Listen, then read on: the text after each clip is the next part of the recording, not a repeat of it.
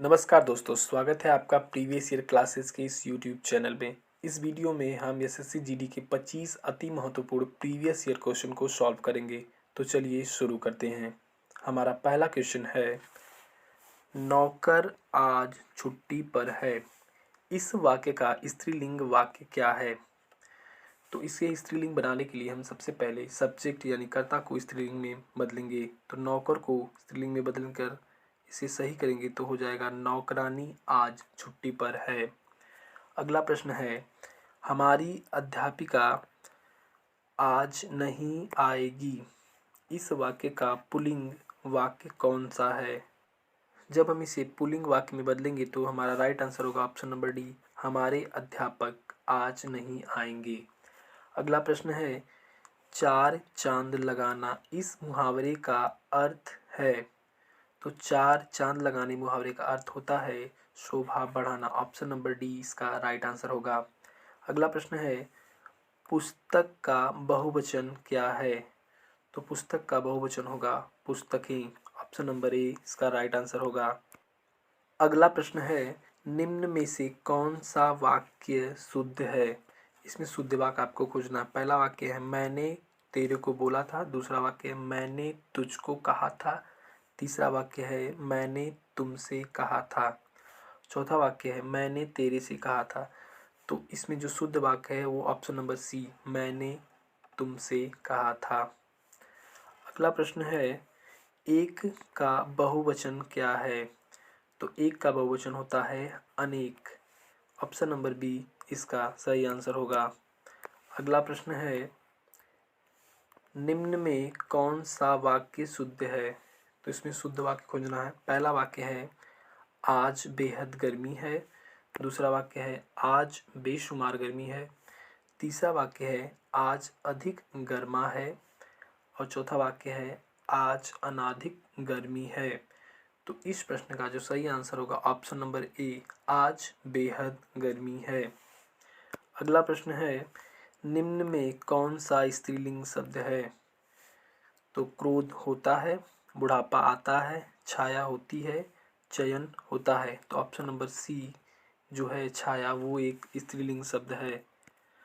अगला प्रश्न है, कवि का स्त्रीलिंग क्या है?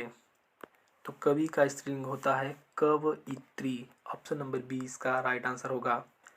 अगला प्रश्न है, आशा का खाली स्थान जीवन के अंधकार को दूर करता है। तो इसका सही जवाब होगा, आशा का दीपक जीवन के अंधकार को दूर करता है। अगला प्रश्न है, शिक्षा का वास्तविक खाली स्थान मानव को पूर्णता प्रदान करता है। तो इसका सही जवाब होगा, शिक्षा का उद्देश्य यानी शिक्षा का वास्तविक उद्देश्य मानव को पूर्णता प्रदान करता है। अगला प्रश्न है, घाट घाट का पानी पीना का क्या अर्थ है?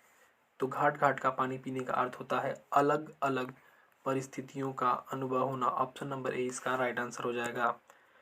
अगला प्रश्न है,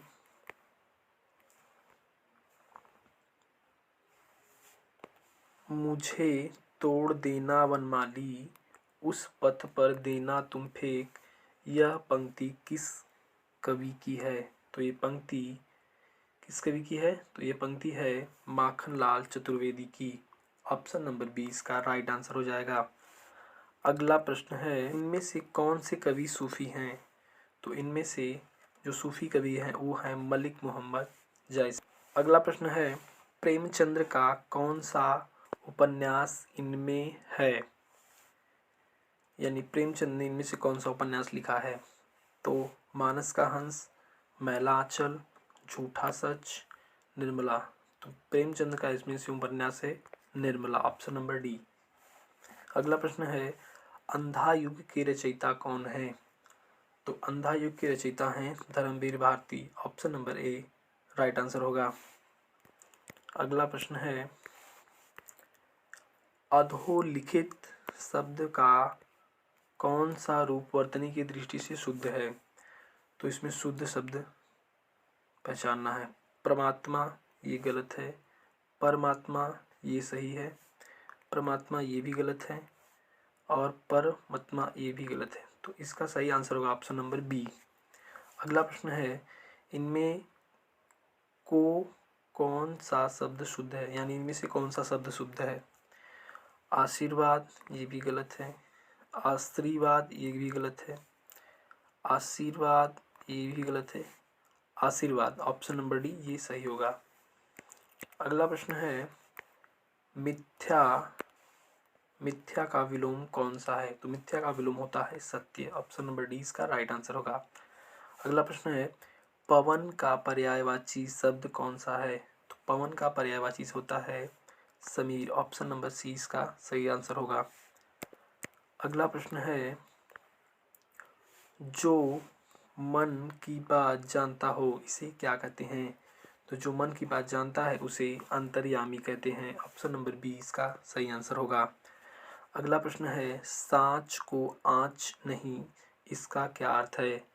तो इसका अर्थ होता है सच्चे को डरने की आवश्यकता नहीं, अर्थात ऑप्शन नंबर डी इसका राइट आंसर होगा। अगला प्रश्न है, व्याख्यान में कौन सी संधि है। तो व्याख्यान में दीर्घ संधि है, option number B right answer होगा। अगला प्रश्न है, हिमांशु शब्द का संधि विच्छेद कीजिए। तो हिमांशु शब्द का संधि विच्छेद होगा हिम धन अंशु, यानी ऑप्शन नंबर ए इसका राइट आंसर होगा। अगला प्रश्न है, लिखना क्रिया से कौन सी भाववाचक संज्ञा बनती है। तो लिखना क्रिया से बनेगी भाववाचक संज्ञा ए लिखा। तो दोस्तों ये थे एसएससी जीडी के प्रीवियस ईयर 25 अति महत्वपूर्ण प्रश्न। अगर ये वीडियो आपको हेल्पफुल लगी हो तो प्लीज़ वीडियो को लाइक कर दीजिए और चैनल को सब्सक्राइब कर दीजिए। मिलते हैं नेक्स्ट वीडियो में, तब तक के लिए नमस्कार।